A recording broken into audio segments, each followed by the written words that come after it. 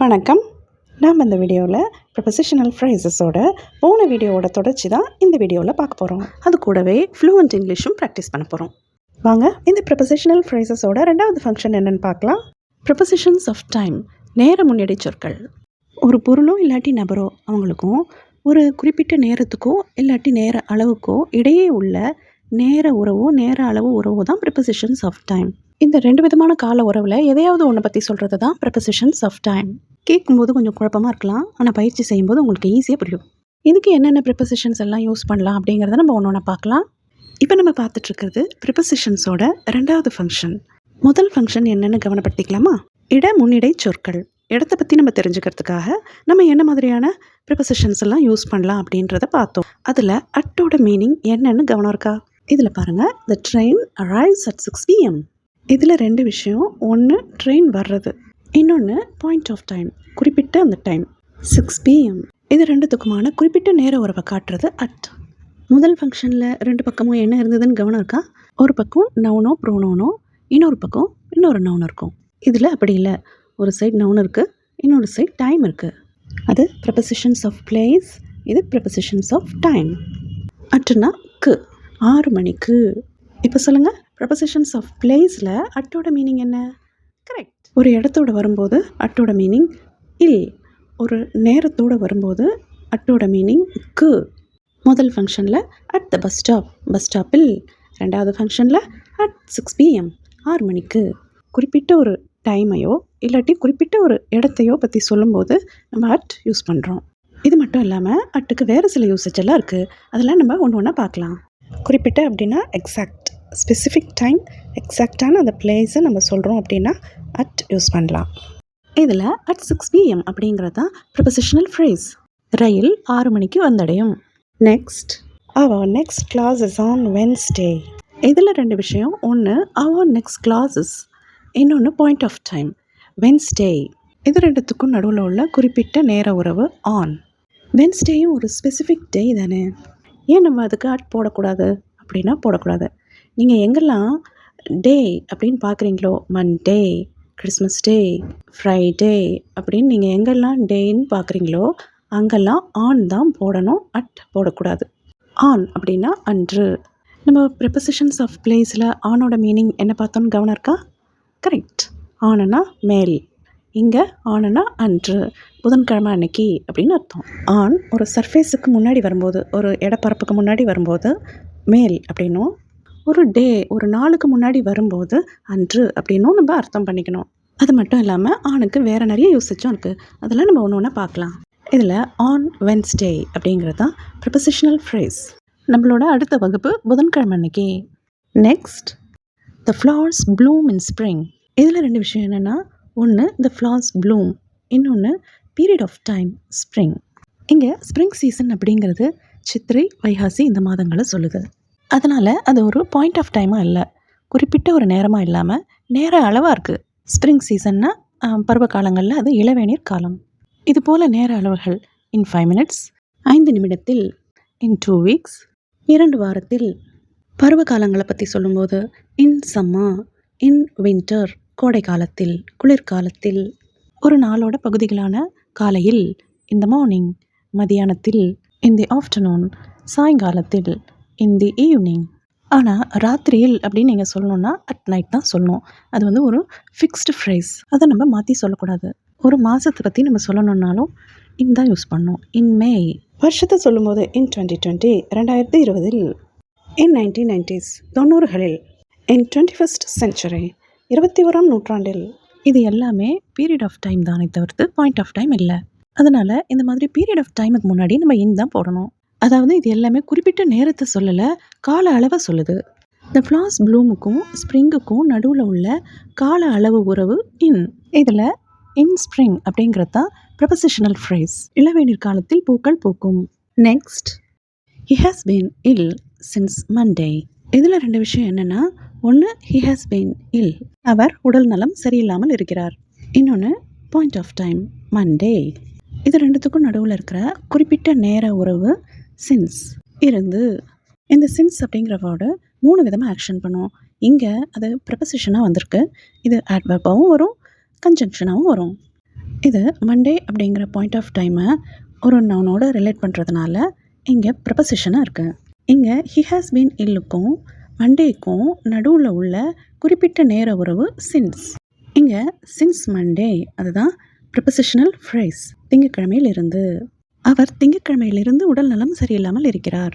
Next, we must leave by 4 o'clock. இங்கே 2 விஷயம் என்னென்னா, ஒன்று வி மஸ்ட் லீவ் நாம் கட்டாயம் கிளம்பணும், இன்னொன்று பாயிண்ட் ஆஃப் டைம் 4 o'clock. இது ரெண்டுத்துக்கும் இடையில உள்ள குறிப்பிட்ட நேர உறவு பை. உள்ளாக இங்கே பை 4 o'clock தான் ப்ரப்பசிஷனல் ஃப்ரேஸ். 4 மணிக்குள்ளாக, நம்ம 4 மணிக்குள்ளாக கட்டாயம் கிளம்பணும். இந்த பை அப்படிங்கிற ப்ரப்பசிஷனுக்கு நிறைய விதமான மீனிங் இருக்குது. அதை நம்ம பின்னாடி ஒன்று ஒன்றா பார்க்கலாம். இப்போ நம்ம கொஞ்சம் ஃப்ளூவெண்ட் இங்கிலீஷ் ப்ராக்டிஸ் பண்ணலாமா? உங்களுக்கு ப்ராக்டிஸோட ரூல் தெரியும்னா இங்கே காட்டுற டைம் வரைக்கும் வீடியோவை ஸ்கிப் பண்ணிவிட்டு ப்ராக்டிஸ்க்கு போயிடுங்க. நம்ம ஃப்ளூவெண்ட் இங்கிலீஷ் ப்ராக்டிஸ் பண்ணும்பொழுது ஒரு 5 கேள்விகளுக்கு இடையிலையும் இந்த ஃப்ரேசஸ்களை உருவாக்குவது எப்படி அப்படிங்கிறத படிக்க போகிறோம். இந்த வீடியோவில் நம்ம பாஸ்ட் டென்ஸ் கேள்விகளை பயிற்சி செய்ய போகிறோம். வாங்க நம்ம ஃப்ளூவெண்ட் இங்கிலீஷ் ப்ராக்டிஸ் எப்படி பண்ணலான்னு பார்க்கலாம். நான் 10 கேள்விகளை ஒரு கேள்வியை நான் உங்ககிட்ட கொடுப்பேன். நீங்கள் அதை என்கிட்ட இருந்து வாங்கிட்டு போய் கண்களையும் திறக்காமல் வாயையும் திறக்காமல் முதல் பீப் சவுண்ட் கொடுத்த உடனேயே உங்கள் மனசுக்குள்ளே இந்த கேள்வியை போய் கேட்கணும். கேள்வி கேட்ட அடுத்த நொடியே நீங்கள் ஆங்கிலத்தில் பதிலளிக்க ஆரம்பிச்சிடணும்.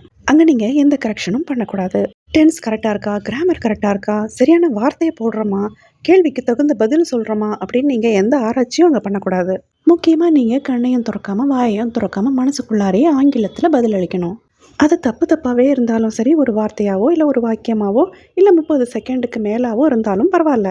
கேள்வி கேட்ட அடுத்த நொடியே ஆங்கிலத்தில் நீங்கள் என்ன இயல்பாக பதில் சொல்கிறீங்களோ அதுதாங்க ஃப்ளூவெண்ட் இங்கிலீஷ். அதை நீங்கள் கரெக்ஷன் பண்ணுறதுக்கு பதிலாக ரசிக்க ஆரம்பிச்சிங்கன்னா நீங்கள் இன்னும் அதிகமாக நீங்கள் ஆங்கிலத்தில் பேச ஆரம்பிப்பீங்க. இந்த வீடியோ நீங்கள் முடிக்கும்போது இங்கே நீங்கள் பார்க்குற அத்தனை கேள்விகளும் ஃப்ரேசஸும் பயிற்சி செஞ்சு முடிச்சிருப்பீங்க. நம்ம கேள்விகளை பயிற்சி செய்ய தொடங்கலாமா? முதல் கேள்வியை என்கிட்ட வாங்கி வச்சுக்கோங்க. பீப் சவுண்ட் வந்த உடனேயே உங்கள் மனசுக்குள்ளே போய் ஆங்கிலத்தில் கேள்வி கேளுங்க. கேள்வி கேட்ட அடுத்த நொடியே ஆங்கிலத்தில் பதிலளிக்க துவங்குங்க. அடுத்த பீப் சவுண்ட் வந்த உடனேயே பதிலளிக்கிறத நிறுத்திடுங்க. First question, who came to your house yesterday? நேத்திக்கு உங்கள் வீட்டுக்கு யார் வந்தாங்க? இந்த கேள்விகளுக்கெல்லாம் எஸ், நோ அப்படின்னு ஒரு வார்த்தையில் பதில் சொல்லாமல் கூடுமான வரைக்கும் 30 செகண்டுக்கு மேலே பதில் சொல்ல முயற்சி பண்ணுங்க. இந்த கேள்வியை எடுத்துகிட்டு போய் பீப் சவுண்ட் வந்த உடனே உங்களுக்குள்ளே கேளுங்க.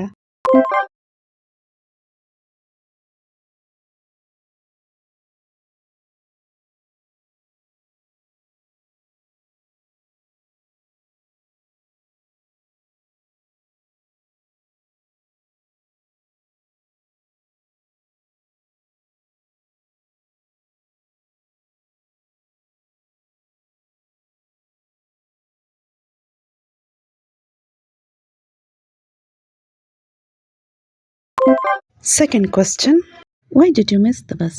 நீங்கள் ஏன் பஸ்ஸை தவற விட்டுட்டீங்க? கேள்வியை எடுத்துகிட்டு போய் உங்களுக்குள்ளே கேளுங்க.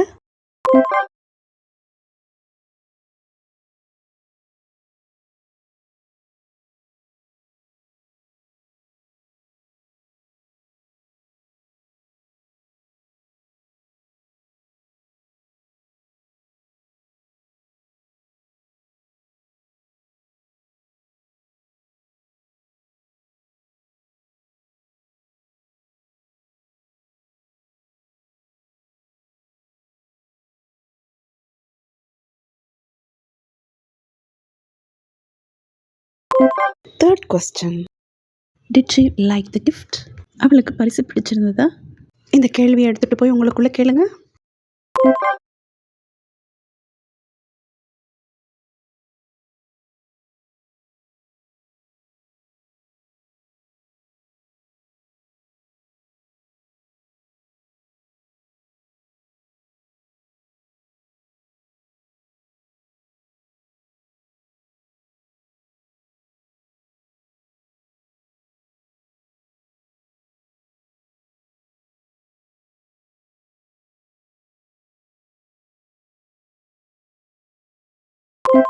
Next, what time did you come home? நீங்கள் எத்தனை மணிக்கு வீட்டுக்கு வந்தீங்க?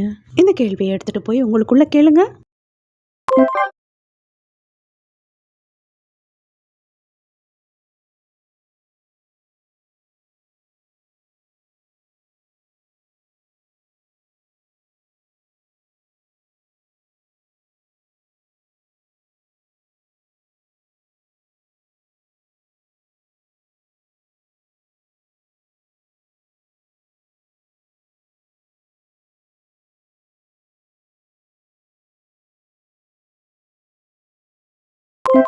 Next, where did they go last weekend?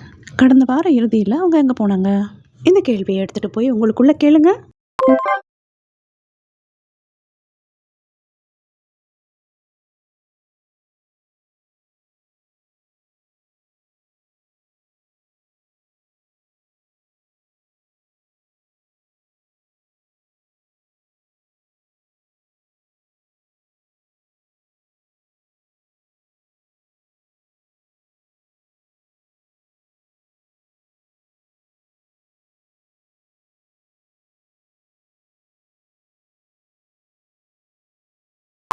Very good. ரொம்ப நல்லா ப்ராக்டிஸ் பண்ணுறீங்க. நம்ம அடுத்த கேள்விக்கு போகிறதுக்கு முன்னாடி கொஞ்சம் ப்ரிப்போசிஷனல் ஃப்ரேசஸ் பார்க்கலாமா? Stay here until 5 PM. இங்கே 2 விஷயம் என்னென்னா, ஒன்று ஸ்டே ஹியர், இன்னொன்று 5 PM. பாயிண்ட் ஆஃப் டைம், இது ரெண்டுத்துக்கும் நடுவில் உள்ள குறிப்பிட்ட நேர உறவு அன்டில், வரைக்கும் அப்படின்னு அர்த்தம். இதில் அன்டில் 5 PM அப்படிங்கிறது தான் ப்ரிப்போசிஷனல் ஃப்ரேஸ். 5 மணி வரைக்கும், 5 மணி வரைக்கும் இங்கே இரு. இந்த அன்டில் அப்படிங்கிற வேர்ட் ப்ரிப்போசிஷனாக மட்டும் இல்லாமல் கன்ஜங்ஷனாக கூட வரும். அதெல்லாம் நம்ம இனி வர ஒரு வீடியோலையும் அதை பற்றி படிப்போம். இது வரைக்கும் நீங்கள் சப்ஸ்கிரைப் பண்ணலன்னா நம்ம சேனலில் சப்ஸ்கிரைப் பண்ணி வச்சுக்கோங்க. சப்ஸ்கிரைப் பண்ணியிருந்தால் okay. Next, she lived in Delhi for 5 years. இதில் 2 விஷயம் என்னென்னா, ஒன்று ஷீ லிவ்ட் இன் டெல்லி, இன்னொன்று 5 years. 5 yearsங்கிறது பீரியட் ஆஃப் டைம், நேர அளவு. இந்த 2 விஷயத்துக்கும் நடுவில் உள்ள நேர அளவு உறவு என்னென்னா ஃபார், ஆக அப்படின்னு அர்த்தம். இதில் ஃபார் 5 years அப்படிங்கிறது தான் ப்ரிப்போசிஷனல் ஃப்ரேஸ். 5 வருஷமாக, அவள் 5 வருஷமாக டெல்லியில் வாழ்ந்தா. Next, you can play till 9 PM. இதில் 2 விஷயம் என்னென்னா, ஒன்று யூ கேன் ப்ளே, இன்னொன்று 9 PM, பாயிண்ட் ஆஃப் டைம். இது ரெண்டுத்துக்கும் நடுவில் உள்ள குறிப்பிட்ட நேர உறவு டில். இதுக்கும் அன்டிலுக்கும் ஒரே மீனிங் தான், வரை. இதில் டில் 9 PM அப்படிங்கிறது தான் ப்ரிப்போசிஷனல் ஃப்ரேஸ். 9 மணி வரை, 9 மணி வரைக்கும் நீங்கள் விளையாடலாம். Next, the shop is open from 10 to 8. இதில் 2 விஷயம் என்னென்னா, ஒன்று த ஷாப் இஸ் ஓப்பன், இன்னொன்று 10:08 அப்படிங்கிற பாயிண்ட் ஆஃப் டைம். இந்த 2 விஷயத்துக்கும் நடுவில் உள்ள குறிப்பிட்ட நேர உறவு ஃப்ரம் டு, இருந்து வரை அப்படின்னு அர்த்தம். இதில் ஃப்ரம் 10 to 8 அப்படிங்கிறது தான் ப்ரிப்போசிஷனல் ஃப்ரேஸ். 10 மணிலேருந்து 8 மணி வரைக்கும். அந்த கடை காத்தால 10 மணிலேருந்து நைட்டு 8 மணி வரைக்கும் திறந்துருக்கும். Next, he fell asleep during the lecture. இதில் 2 விஷயம் என்னென்னா, ஒன்று he fell asleep, இன்னொன்று the lecture. இங்கே the lecture அப்படிங்கிற அந்த நவுன் ஒரு பாயிண்ட் ஆஃப் டைமாக வரல, பீரியட் ஆஃப் டைமாக வருது. ஒரு சொற்பொழிவு ஆரம்பிக்கிற அந்த டைம்லேருந்து முடிக்கிற அந்த டைமுக்குள்ளார இருக்கிற அந்த கால அளவை சொல்லுது. இது ரெண்டுத்துக்கும் நடுவில் உள்ள நேர அளவு உறவு டியூரிங், பொழுது. இதில் டியூரிங் த லெக்சர் அப்படிங்கிறது தான் ப்ரிப்போசிஷனல் ஃப்ரேஸ். சொற்பொழிவின் பொழுது, சொற்பொழிவின் பொழுது அவன் தூங்கிவிட்டான். சரி, இப்போ கொஞ்சம் ஃப்ளூவன்ட் இங்கிலீஷ் ப்ராக்டிஸ் பண்ணலாமா?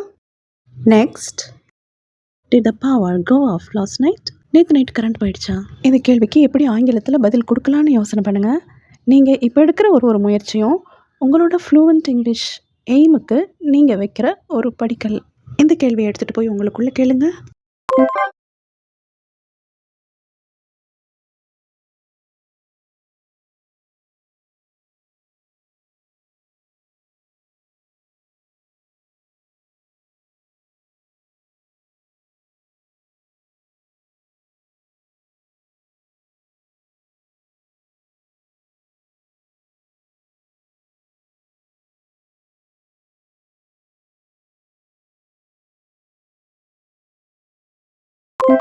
Next, did you iron the clothes? துணியெல்லாம் அயர்ன் பண்ணிங்களா? இந்த கேள்வியை எடுத்துகிட்டு போய் உங்களுக்குள்ளே கேளுங்க.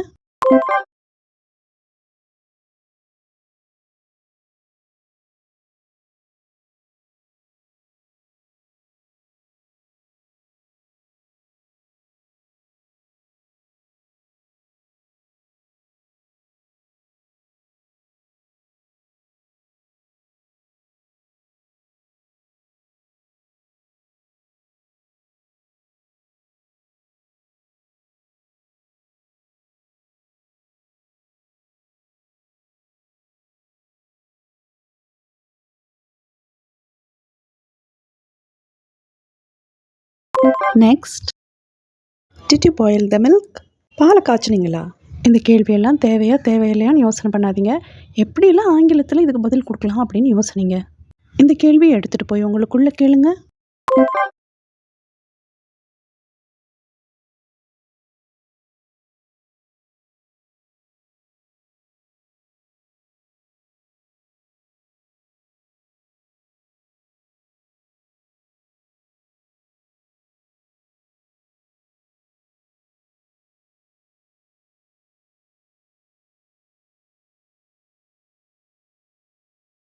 Next, what did you tell her? அவகிட்ட என்ன சொன்ன? இந்த கேள்வியை எடுத்துகிட்டு போய் உங்களுக்குள்ளே கேளுங்க.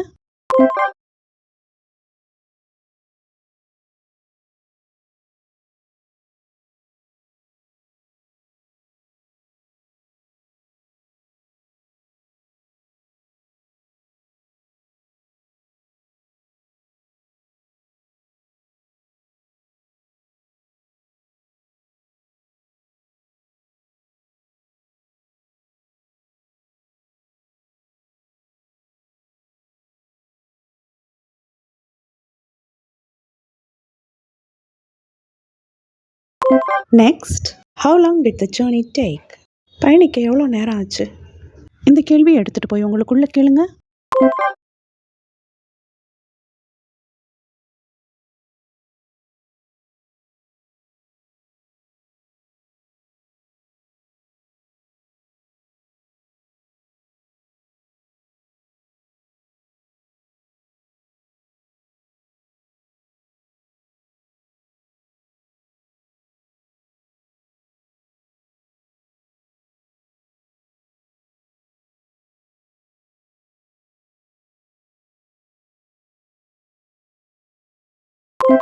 Very good. ரொம்ப அருமையாக ப்ராக்டிஸ் பண்ணுறீங்க. இந்த கேள்விகளுக்கெல்லாம் பதில்கள் எந்த மாதிரி இருக்கும் அப்படிங்கிற மாதிரி பதில்கள் நம்ம சேனலில் அடுத்த வீடியோக்குள்ளே போஸ்டர்களாக போட்டுருவோம். அதை நீங்கள் ஒரு முறை படிச்சுட்டு திருப்பி இன்னொரு வாட்டி பயிற்சி செஞ்சு பார்க்கலாம். நீங்கள் மீண்டும் மீண்டும் பயிற்சி செய்யும்போது ஏற்கனவே சொன்ன பதில்கள் மாதிரி சொல்ல மாட்டீங்க. ஒரு வாட்டியும் ஒரு புது புது பதில்கள் இருக்கும். வாசித்து கேட்கணும் அப்படின்னு நீங்கள் நினச்சிங்கன்னா நம்ம சேனல் பேரில் இன்ஸ்டாகிராமில் ஒரு அக்கௌண்ட் ஓப்பன் பண்ணியிருக்கோம். நீங்கள் அதில் போனீங்கன்னா இந்த பதில்கள் வாசித்து காட்டியிருப்போம். அதை கேட்டு கூட நீங்கள் இன்னொரு முறை பயிற்சி செய்யலாம். இன்ஸ்டாகிராமோட லிங்க் நம்ம சேனல் பேஜ்லேயே இருக்குது. நீங்கள் அங்கேருந்து ஃபாலோ பண்ணிக்கலாம். இல்லைனா நீங்கள் வாட்ஸ்அப் சேனல் லிங்க் வழியாகவும் போஸ்டரை படிக்கலாம், இல்லாட்டி கேட்டும் தெரிஞ்சுக்கலாம். அந்த லிங்க்கும் நம்ம சேனல் பேஜ்லேயே இருக்குது. அங்கேருந்து நீங்கள் ஃபாலோ பண்ணிக்கலாம். ப்ரிபோசிஷனல் ஃப்ரேசஸோட மற்ற ஃபங்க்ஷனையும் நம்ம நெக்ஸ்ட் வீடியோவில் பார்க்கலாம். நம்ம சேனலை சப்ஸ்கிரைப் பண்ணலைன்னா சப்ஸ்கிரைப் பண்ணி வச்சுக்கோங்க. மற்ற கேள்விகளை நம்ம அடுத்த வீடியோவில் ப்ராக்டிஸ் பண்ணலாம். தேங்க்யூ.